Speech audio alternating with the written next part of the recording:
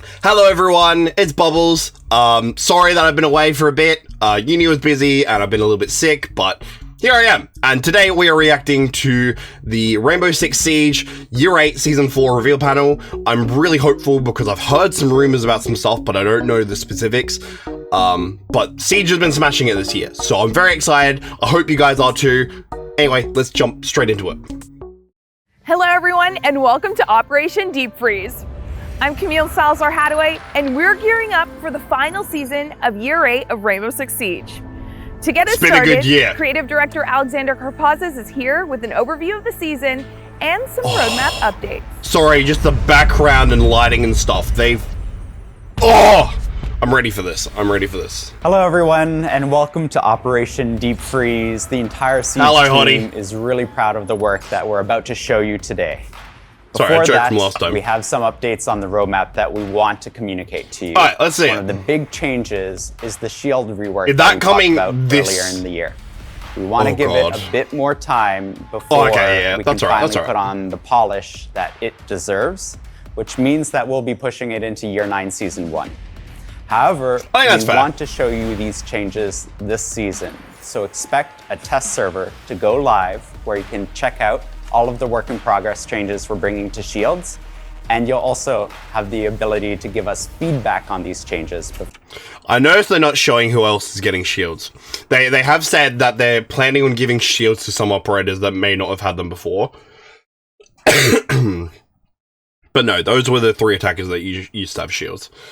I don't hate this. I despise, I love Dead by Daylight and behavior and stuff. But one thing I despise is sometimes they let things go to live that you can tell they're not happy with and you can tell aren't fully balanced or thought out yet. Just because there's a schedule. I'd rather them take a while to release something if there's a problem. And Ubisoft, I have to give them credit. I think Ubisoft gets a lot of shit. Unnecessarily, because this is good. This is good planning. This is, I suppose, it's more the Siege team, but yeah, no, I don't hate this. I think shields need to be reworked, but I'd hate for them to rush it and do it wrong. So that's fair. I am still curious to see who's getting shields though. If some players get shields, if some players lose shields, does Fuse lose a shield? Who knows? Before they go into the next season. On top of all of this, we have a new operator, Tubarão. I thought about this guy. Coming to the game, joining Wolfguard. Let's go! From Portugal. Wolfguard's definitely my favorite. A new ability that's quite frosty and brings a new element to other gadgets. You fuck off, okay? Frost is mine! Sorry. I get really protective of my Frost. In the game. We have a new map as well. The Lair, which is Deimos's HQ for all of his nefarious deeds. There is much, much more. This is just the tip of the iceberg when we talk about Sorry, I almost fucking dribbled. What?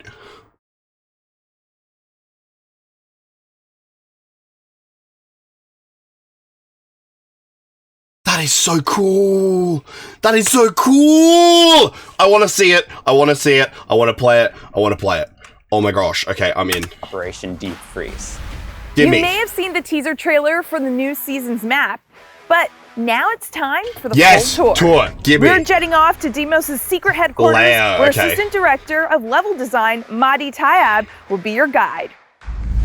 I know a lot of people haven't been a big fan of the newer maps. Me, I love them. I think the Consulate rework was really good. I think Nighthaven looks fucking top tier. Emerald Plains is a bit of fun. I haven't played it much recently because it's not in the standard map pool. But just, yeah, oh my gosh, I'm ready for a new map. Aesthetically, they've been bangers. I'm excited for this.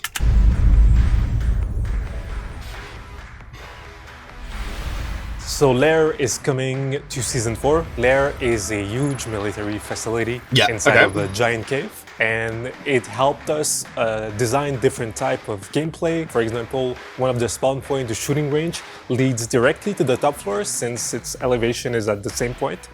So this is one of the cool features of the map. Since it's a cave, you can imagine there's lots of different tunnels, there's lots of access, and these spawns are also very safe. So if we look floor by floor, and let's start with the basement, you can imagine it's very damp, dirty. They work with dangerous chemicals. On this floor, we have one objective, lab and lab support. What's interesting is that the lab is right at the center of the layout, so most paths will inevitably rejoin into the objective. So from round to round, you can use different type of strategies, and you'll always find something new. The first floor, in contrast, it looks very packed together, this first floor site. I was looking, like, in fact, even in that picture there, you can see, like, B and A, like, so close. I don't hate that, though. I actually am not a big fan of sites like, on Cafe, when you're on the second floor and there's the big split between the two sites. So yeah, I don't know. I don't hate this. With the basement is a lot cleaner, it's a lot brighter. On this floor, we have two objectives. One of the objective is the bunk and briefing room. Interesting thing is that players on defense will have to watch out for the reachable external wall, but we made sure to give enough covers on both ends to make sure that the defenders have enough flanking path. If we go on the other side of the floor, we have armory and weapon maintenance. And from there, players on attack can use the shooting range to get into the objective. Let's talk about the second floor. Also very different. Sorry, I apologize to keep pausing, but I want to make this more of a reaction than just me watching. I'm already looking at this. There seems to be a lot of external access to at least the first floor sites. So my thoughts immediately are that Carly and Glaz might get a bit of value out of, especially going that shooting range spawn. But yeah, just an early thought. Compared to basement and first floor, it has a more refined look. We have an objective there, which is office and R6 investigation room. Outside of it, there's a mezzanine that attackers can use, and there's entries right into the objectives, but they have to watch out because defenders also have vantage point into the mezzanine. So what excites me the most about this map is there's lots of way to attack, defend, and lots of different ways to strategize all of it. Lair won't be bannable for Operation Deep Freeze, and we hope you enjoyed the map. Did I miss a site?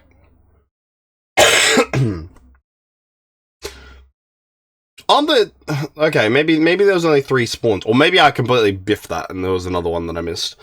Right, if there is only 3, that could be weird. I'm wondering if I just missed one. Okay.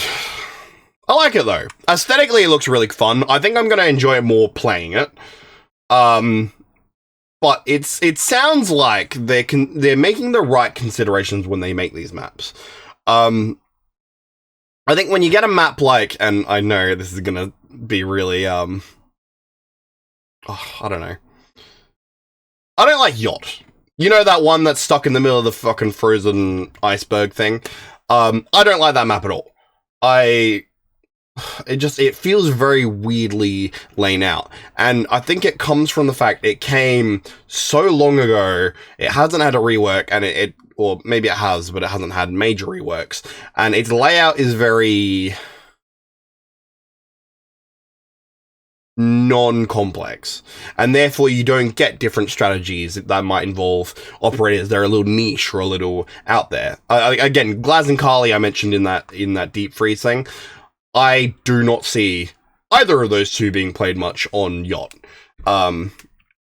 So I don't know. I appreciated the map layout and the dynamic map layout that we've been getting recently with maps. So yeah, no. Pretty happy Operation with that. Deep Freeze will mark the full launch of the reputation system, complete with new UI and a grace period during which the team will continue to monitor the system. For more details on this new phase, let's hear from UX designer Roland Poe. That is a fucking awesome name. What do you got, Roland? With the launch of the commendation system last season, we've been really happy. Can we talk about this man's drip for a second? I had no idea Ubisoft sold jackets like this. I might need to look into that, because that is some sick Azami drip. Happy to see how everyone's been using it, giving and receiving commends, getting the alpha pack drops, and maintaining their streaks. and just generally celebrating the positivities that Siege has to offer. This has been good. We've also been monitoring the happy system with it. and listening to your feedback, which is why the commendation system and reputation system were hooked together, now acting as one to provide guidance, to promote positivity, and to create a safe play space for all. In Year 8, Season 4, we're going to be activating the reputation system in a grace period. And what that means is you're going to see new UI in the Reputation Center, you're going to see increased notices in-game, and the first look at the impacts that will start to affect your account based on your reputation standing. Right. And these impacts can be things such as changes to the rewards you get at the end of each match, it can be access to playlists, and it can be progress towards special drops and exclusive cosmetic bonuses. With the updated Reputation Center UI, you're going to see a lot of information all about how to get the best standings. You'll see information about how the system works, about each of the individual standings, and personalized information dedicated to you. You'll see things such as guides about how to spread positivity, about the individual impacts that will be affecting your account once we leave grace period, as well as tips and tricks you can use in your matches, throughout the game, and even beyond to become great Siege community members and great Siege players. As always, we'll be monitoring the system and listening to your feedback, and with everyone together, making the Rainbow Six Siege community as great as it can be. Okay, sorry, I didn't want to interrupt him because I didn't want to ask a question and have him immediately answer it. I've liked the new reputation system, but my question is, how much weighting is given to, like, your good karma, your commendation sort of thing, and how much weighting is given to reverse friendly fire and people reporting you and stuff like that? Because I wonder if there's a hole there, if it's abusable somehow, that you can have your friends continually giving you reputation, or maybe there's even like a way to hack it and give yourself good reputation to try and outweigh the other stuff. I don't know. I love the reputation system. I have so many questions about how it works. Maybe it's for the best, I don't know the answers, because, you know, last thing we want is people trying to, like, figure out where the line is and then just walk as close to the line as possible just so they can be an asshole but not be enough of an asshole to get kicked.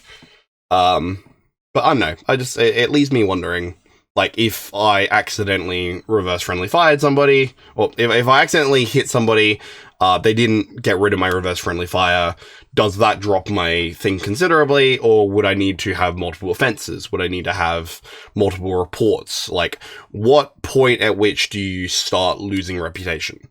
At similar rate, how much commendation boosts you? Like, I don't know. They're weird questions, but I think they're fair questions to be asking. So, yeah, we'll leave it at that, I guess. Next up is an explosive topic that's been cooking up for quite some time. Oh, yeah, okay. Frag grenades. We've heard about this. They're changing, and Associate Game Director I don't know Joshua how they're Mills changing, but I've tell you how and why. It's been no secret these have been queued to change for a while. So the current state of frag grenades... In fact, I'd almost go as far as to say, I reckon the shield rework got pushed back so they could focus on this. Because frag grenades have been undeniably the strongest secondary gadget in the game for ever, pretty much. So that doesn't surprise me too much. In Siege is that they're incredibly powerful. Basically, they are killing machines. You don't have time to react to them if they're cooked properly. And they can take out a decent amount of utility, and by decent, I mean all utility, depending on how they're being tossed. And they can take down soft destruction. What are we doing with the frags? We're removing the ability to cook the grenades. They're still as powerful as before as far as like the damage they can do and their killing potential, but it's more reactive for the defenders. So basically a grenade comes in, you have to make a decision. Do you move into more precarious position? But again, we are removing the ability to cook them. When you deploy them, they'll have a 4-second fuse timer on them. And then after bouncing off a surface, that fuse timer actually drops a little bit. This is very similar to how the flash grenades work currently. The biggest benefit to the change that we're trying to do with the frags is to allow operator diverse loadouts, which is, it's not the must pick. Thank God. Okay, I'm glad they said it. This was the reason why Iana had such a big problem with pick rate. This is... it's been the crux of the problem with frag grenades for a while, is that they just achieved too much. They were way too strong, and thus you couldn't give it to many operators because it would become busted with IQ's kit of being able to track where the gadgets are. It would be a pain in the ass with Lion, who can stop people in place, and then you just cook a grenade, throw it at them, and they can't do anything about it. There's so many operators who couldn't have frag grenades in their kit simply for the fact it would be way too strong, especially with the ability to breach, the ability to remove utility, and the ability to kill pretty flawlessly. Yeah. This change seems to be targeted the right way, changing frag grenades so they're not a perfect secondary gadget per se. Like, there's still some things that you can't achieve with the frag grenade that some other gadget would work better with, so therefore maybe a different operator who can access that gadget would be more useful. It sounds like breaching is probably going to be less of a thing with frag grenades if you can't cook them, so the Gon 6 is going to be more useful. And things like that. But yeah. It is pick based on scenario and based on situation you're in. You can't just have the one pick option that is the option, because there's no point for anything else to exist if that's the case. Exactly. That and distribute. This man gets you want more operators to have them and have access to them and be able to. Is this who's getting frags? Literally, both operators I said. That is actually almost hilarious. I'm wondering, is this who they're planning on letting have frags? That is kind of funny. I mentioned IQ and Lion. Blackbeard's another one. Who else was fresh on this list? Osa and Sens. Osa's a bit of a weird one. I'm not sure about Osa with frag grenades. That might still be a little bit interesting. But Sens, Lion, IQ, Blackbeard, they make sense. They make perfect sense. Having frag grenades, but they needed to have that little bit extra, that little bit less oomph, making them too strong, if that makes any sense. To play around with coming up with new ways to build out their loadouts. Yeah. This season, the Rainbow Six Siege team is looking for players to participate in the Siege Marketplace beta. Sorry, I'm thinking about Osa with frags. That concerns me. Because she can, like, waddle in, whack, boop, and that's her shield up, and then she can just kind of like toss a grenade, has perfect line of sight, can't be attacked unless, of course, she peeks out herself, and the opponent needs to make a move lest they get blown up, while she has all the safety in the world. I don't know. I'm not sure if I'm happy with Osa having grenades. That may be a deal breaker for me. Not a deal breaker, but a concern. To tell us more about what that is and how to register for it, here's Business Strategy Director. Sorry, what was that I'm registering from?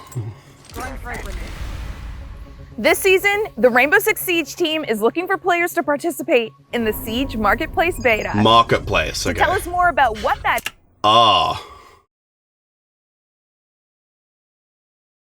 Can I get my black ices?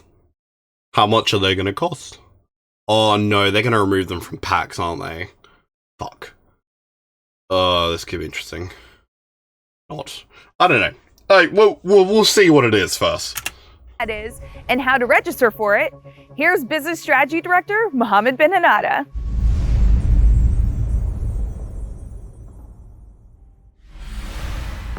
We are happy to announce that we'll be launching a marketplace on Siege. So for over 8 years, we have released hundreds. This is why I've always avoided CSGO, because of the marketplace. This is a place where you'll be able to buy and sell skins between each other. We want to give you the possibility to actually sell the skins that you don't want anymore and to buy skins that you no longer can get from the store. You will be able to register for this marketplace beta through the QR code or the website link on the screen right now. Dumb question, but if it's a beta, does that mean that the skin trading part's not working yet?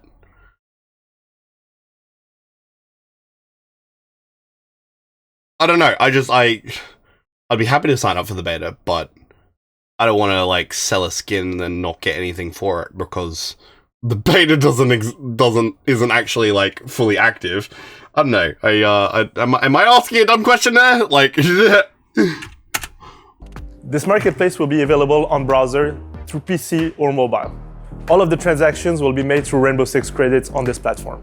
We will be selecting players to give us feedback, test the feature before we fully launch it in year 9. Coordination, teamwork, and map knowledge are crucial in Siege. Easier said than done, of course, but 2 features coming this season will give you new ways to practice with your friends and sharpen your skills. Technical architect Alex Busby, creative director Alexander Karpazes, and associate game director Christopher Budgeon have all the details.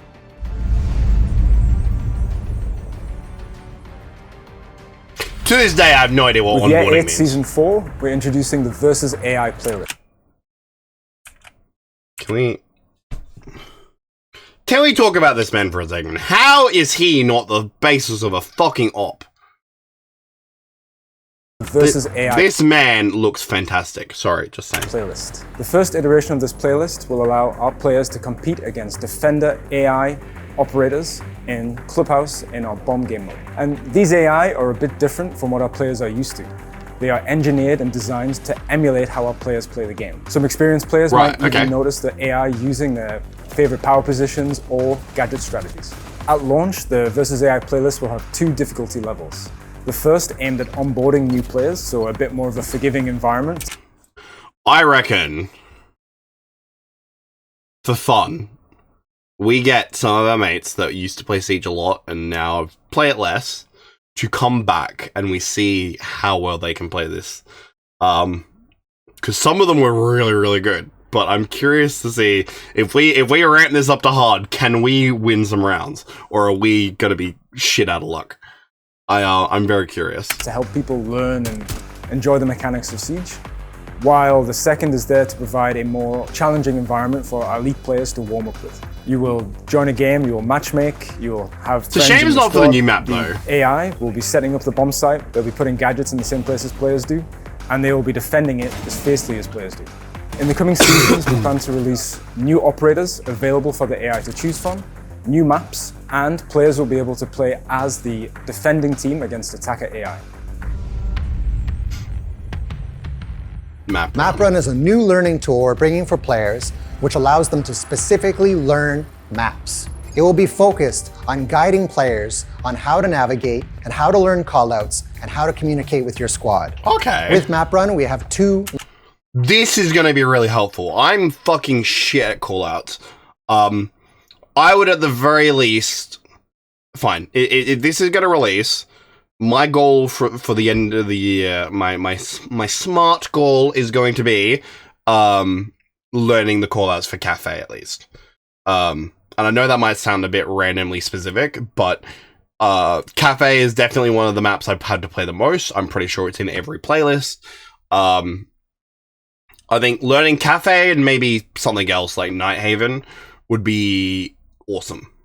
That would be super helpful. If I have a couple of maps where I can be like, oh, he's on Red Stairs or something like that. I'm picking something I know, but there's locations I don't know, and that would be super useful. Learning modes: the target drill and the landmark drill.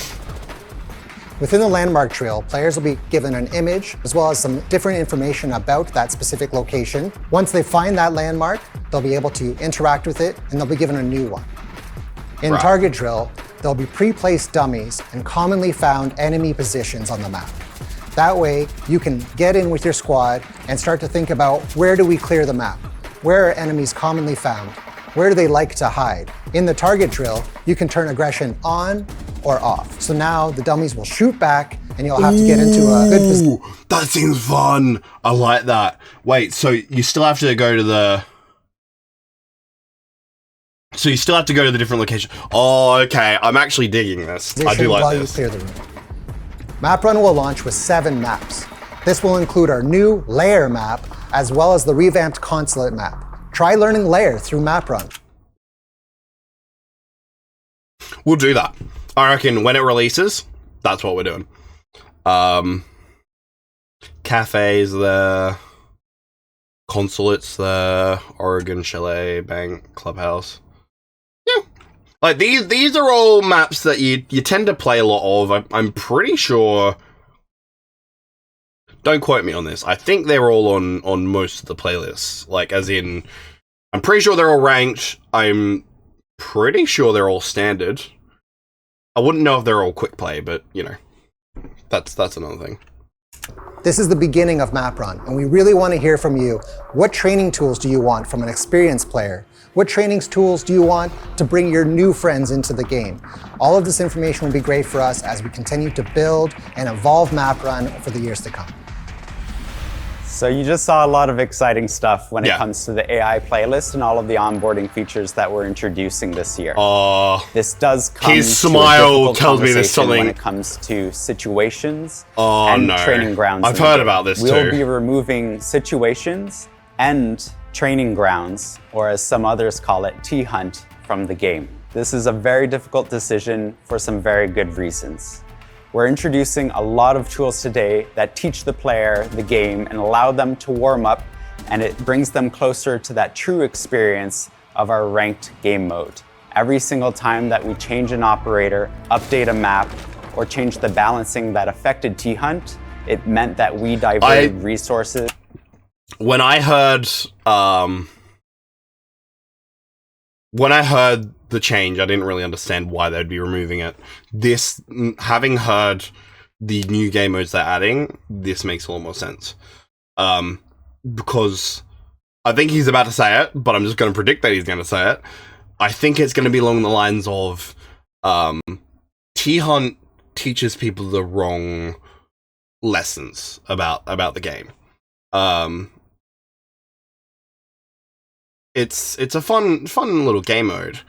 But these new modes seem to be based around using the AI to teach people about the game a lot more. T-Hunt was very good at teaching players maybe a little bit of map knowledge, but wasn't really much else. Not to the extent that this new stuff's going to help. Is away from us making better and improved features in the game itself. But we are committed to the features of AI Playlist, the Map Run feature, which you just saw, and finally, we'll be bringing even more updates to the shooting range so that new players and experienced veterans will have what they need to experience Siege to the fullest. I'm hoping this means that they do you revisit. Play Siege with the control? I hope this does mean that they do revisit, because I'm assuming they're going to take out. Maybe not. I don't know if they'll get rid of the training playlists. I think they are. So that I don't know. There's a thing at Bartlett University that I've never played. Maybe I should play it before it goes. But my hope is that if they take that away, that they rework Bartlett and they actually put it back in. Because, you know, it's a map. It's a different map. And I'd like to experience diversity and range in the game. Which we do, but, you know, it'll be nice. Then I've got 3 words for you.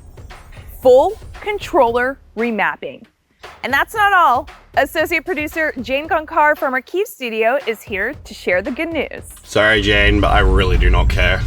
This is probably the only part about this panel I'm not going to give too much of a shine about. We are excited to announce that we are rolling out the first iteration of input customization for controllers. This will allow controller players to map up their own schematic, which is great, since those bring benefits to players wishing to get an edge of their game and accessibility for players with special needs. We are also planning to bring several smaller features, like, for example, the trigger.zone customization and stick.zone tweaking that comes as direct result of community requests. Stick.zones can now be set all the way down to 0.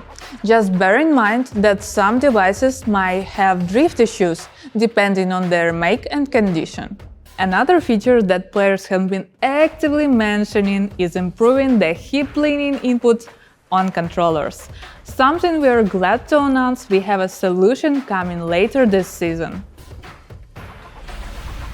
When you take a look at the Operation Deep Freeze Battle Pass rewards this season, you'll notice a few helpful changes. Business Strategy Director Mohammed Ben-Hanada is Show back them, to give please. us the scoop. Please, please, please. Good Frost skin. I mean, good any skins, but I'm a Frost fan. I told you last season that we will be looking at improving the navigation on the Battle Pass. Oh, this season, we thank will you, be Mohammed. bringing the map that will be interactive. It's an easier way for you to actually... Wait, hang on, quick.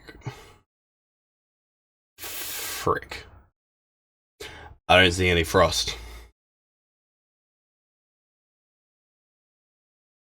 I cry.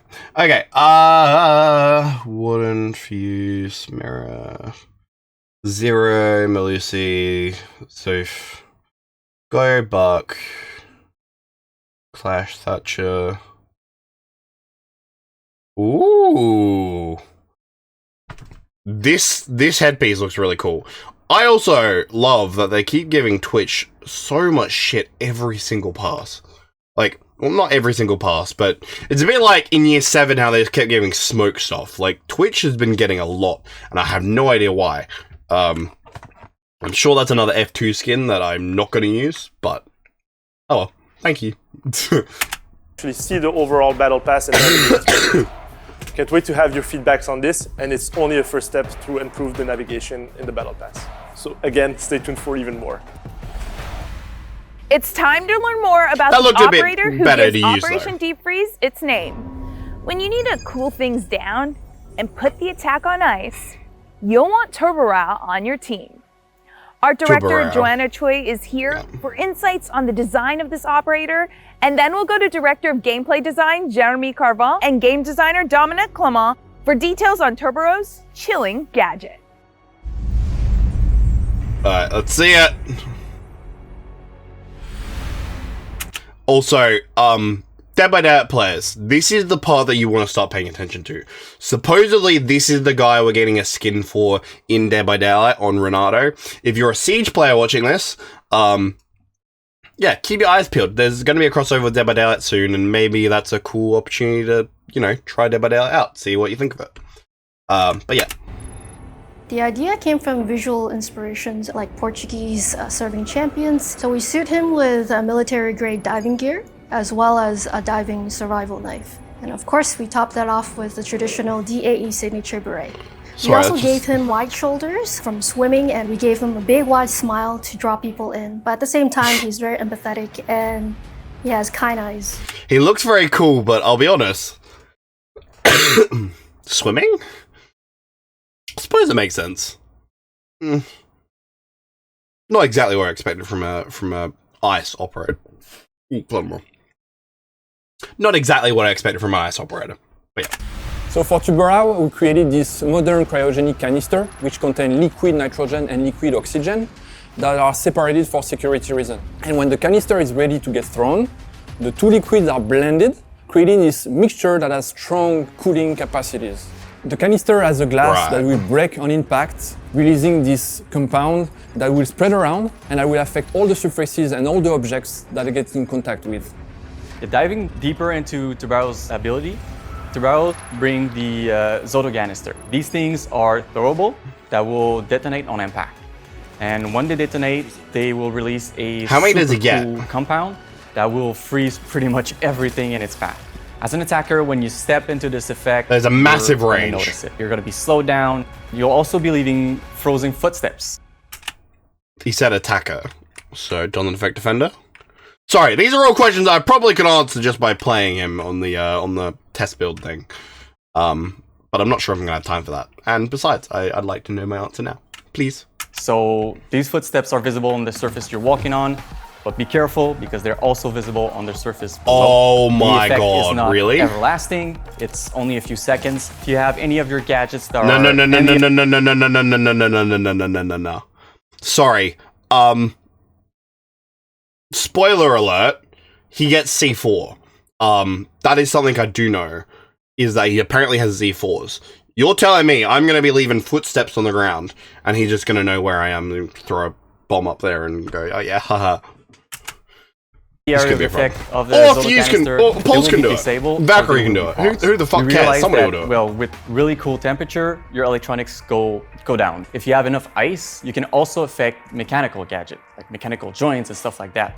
So that was kind of like the eureka moment where we was like, it can also be affecting mechanical gadgets.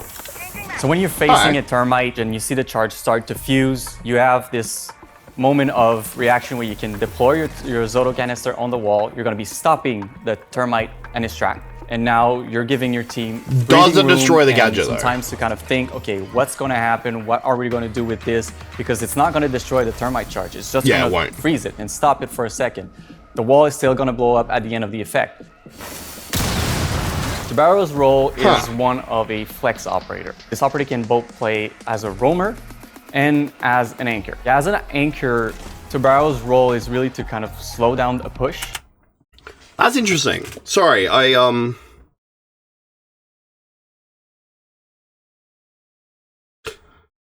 So it still blows up after the ice freezes it. But it gives you a chance to reposition, and it gives you a chance to potentially try and get rid of it somehow. So you still want your bandits and stuff like that, but maybe the key is to have Bandit and Tubaro. Fuck, I'm not going to be able to say this guy's name. Tubby. Yeah, Bandit and Tubby on the site. Tubby throws the thing when he sees it. Bandit tricks the wall. Yeah, you're solid. You're all sorted. Or even Kaid. Kaid would work just as well. Mute would work. The point is that you kind of combine them so that you're a little bit more proactive and are able to just stop things in the track. Yeah. Could be an interesting little dynamic. So that the defender can really react to whatever the attacker. It's not too overpowered in itself. As a roamer, you can do similar things, but do it at the further distance and be kind of safe from fuse or something like that, and be able to switch between your roaming role where you disrupt the attack a bit further from the objective, and be quickly running back to site and slow down whatever is happening on the objective. With the introduction of RAM, vertical play has been playing quite a big role. And I get he's about to talk about RAM, but I think Brav is actually the bigger thing that this is going to solve. Brav's ability to hack stuff and then make it work against you, in particular, is bad for roamers, because she hacks the stuff on site, you try and re-enter site, you get Capcan mined, or you get done in by a gadget sort of thing. If you know RAM's in play, you run Tubby, and you basically end that. You just freeze whatever gadgets are in the way. You're awesome. I actually don't mind that. This guy, I'm hoping he goes out of meta, because I actually think I'm going to really enjoy him. This is going to be a shame if he is in the meta, because then that means he's just going to get picked all the time. But no, okay, I'm in. I like what I'm seeing so far. So with this gadget, you can use it to deploy it on the ceiling. I also do notice he's got DMR above you. You can also use it to slow down the attackers, freeze them, disrupt them, or also freeze other breaching shards that they're placing on the ceiling. Of synergy, I would say, is the gadget denial. So you have Bandit, Kaid, and Mute. Tubaro will be joining their rank and denying the wall for the attackers. You can pair this operator with, let's say, Bandit, and give Bandit more time to replace his battery and Bandit trick. Way ahead of you, bro. Way ahead of you. The second group, I would say, is the Intel group. You have Pulse and Solis. They provide a lot of information and a lot of intel for Tubaro, so he can deploy his gadget and hopefully catch the attackers that are playing upstairs or in the room next to you. The final group is, I would call, the trap operator. So you can think of Ella, Fenrir, or the other trap operators. These gadgets can be paired with the Zoto canister to really create some really disruptive and effective traps for the attackers. This guy is gonna be hilarious to play. You're just like, you find out somebody's around the corner and they've been just done in by Fenrir's gadget or Malusi's gadget or something, and you just kind of like add insult to injury. You don't step around straight away and shoot them. You just freeze them and just like add extra mobility problems, and then just make them a sitting duck. Basically, that is. I noticed they didn't put Ella on that list, but I think Ella and Echo with their concussive blast would also work really well.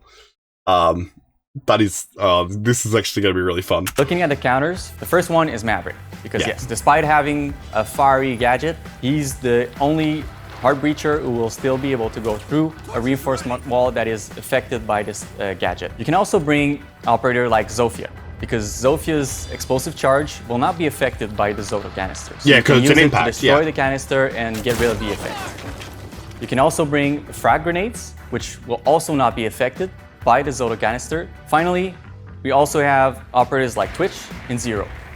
Their gadget, equipped with their laser, will be able to zap the canister and get rid of the effect. So it's like, while the canister is on the surface, like it sticks to the surface and freezes it rather than breaking open and leaving vapors and stuff that are affecting the area. That kind of makes a lot more sense. If you just want to wait and be patient, you can just wait for the effect to run out. But if you're not patient and you want to get rid of it as quickly as possible, you can. We're talking about Siege here, bro. No one's patient. Use your sledge and sledge it. It will immediately remove the effect and the ice will melt. What did he say? Use your sledge and you want to get rid of it as quickly as possible, you can just wait for the effect to run out. But if you're not patient and you want to get rid of it as quickly as possible, you can shoot it, you can melee it, you can use your sledge and sledge it. Oh, I thought it was meaning like you could just like smack it from the other side of the wall. Taking a look at the primary weapons of Barrel, we have two options. First one is the MPX, which is a classic weapon. Yes! You can see on the Valkyrie. It's a wonderful weapon. I love the MPX, and I've got Black Ice on it already. We'll be running this. For a flex operator. Your second option is the AR-15. Yes. The DMR on defense. This is This DMR creates a lot of distractions. And this also is Mavericks, isn't it? Pretty loud, pretty powerful, so they'll be scared. Got you. In terms of secondary weapon, you have one option, the P226 MK25. It's a reliable secondary weapon. So we wanted Tubarão to be able to really fulfill his role as a flex operator. So we gave him a balance of 2-2. 2 health, 2 speed. That's fair. In terms of secondary gadgets, you have two options. The first option is the Nitro Cell, which is really useful when you play this operator in a vertical way. You can try to catch the attacker upstairs. This is a little bit dumb. With your gadget, but be careful. Don't throw your Nitro Cell and your... It will shock me if he goes more than 6 months and doesn't have those switched to either impacts or something else entirely. I think giving him explosives is a little bit weird. But yeah, who am I to judge? Own gadgets because they will be disabled. So try to play smart and try to anticipate where the players are going to go if you do catch them. Your second option is the proximity alarm. This one is great to bring if you're more aiming towards using it as an horizontal gameplay. It allows you to put it in the doorway and have an early warning so you can deploy your Zoto canister in this doorway and make the attacker think twice before I think there are a lot of operators where the proximity alarm isn't super useful. This operator is definitely not one of those. Already I'm seeing, I think this is Nighthaven. Could be wrong. But I'm thinking of some spots on Nighthaven where this is going to be very, very helpful. This operator is super Did you say fuck in you? the fact that it brings not only a disabling effect for electronic, but for the first time it brings a disabling effect for mechanical gadget. So it affects pretty much everything. At every moment of the round, you have something that you can contribute with your gadget, and there's something that you can do that will hopefully make your team win. You can play the season test server for Operation Deep Freeze starting tomorrow. Explore new strategies with his gadget I know what they're about to and announce. chill your opponents to the core. And remember, whether you're on the test server or just playing as usual, reporting issues you encounter to R6Fix will give you the chance to earn some neat rewards. Now, before we wrap up, there's one more thing. Get ready to fight. I feel like I'm losing my mind. Is everybody in the world blind? I can't. Please, Lord, give me a sign, a sign. I feel like I'm losing my mind. Is everybody in the world blind? What the fuck is that? Please, Lord, give me a sign. Oh my god.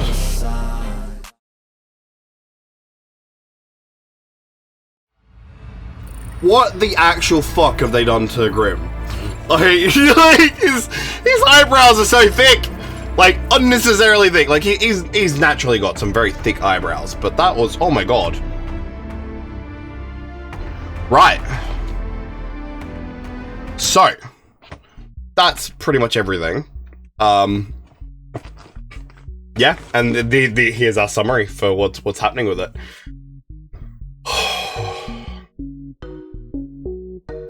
I'll admit, this is... I've thought this year has been really good for Siege. In terms of this season, though, it's probably the hypest yet.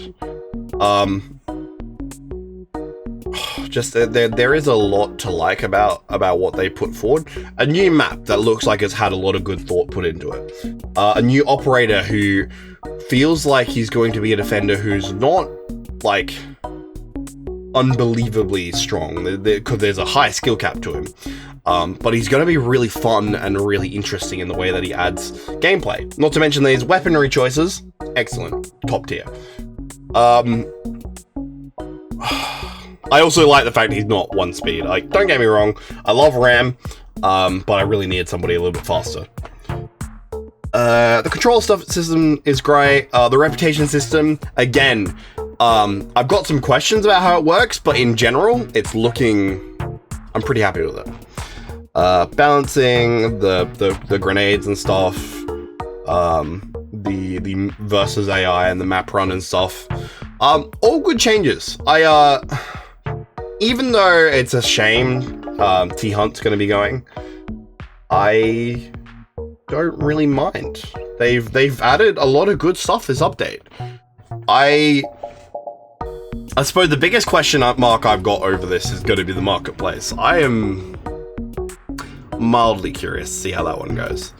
I am curious to see if there's going to be limitations on what weapons can and can't be traded. Yeah, I wonder if this is going to make them crack down on alpha packs and stuff and make it harder to get some things. But whatever. This is good. And finally, Reddit isn't going to be full of people going, how do I get this skin? Because you'll know how to get it. You go on the marketplace and hope somebody's selling it.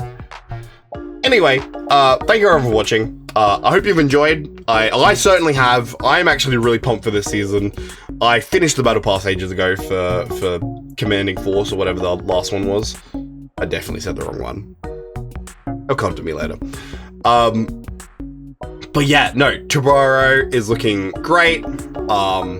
He's gonna have a skin in Dead by Daylight as well. There's the Street Fighter stuff, which looks super weird, but whatever. Apparently we're getting his Army Elite. Frag grenades are being reworked. There's a lot of stuff going on. It's a good time to be a Siege player. Take care, guys, and I'll see you in the next one. More stuff hopefully coming in this next week. See you then.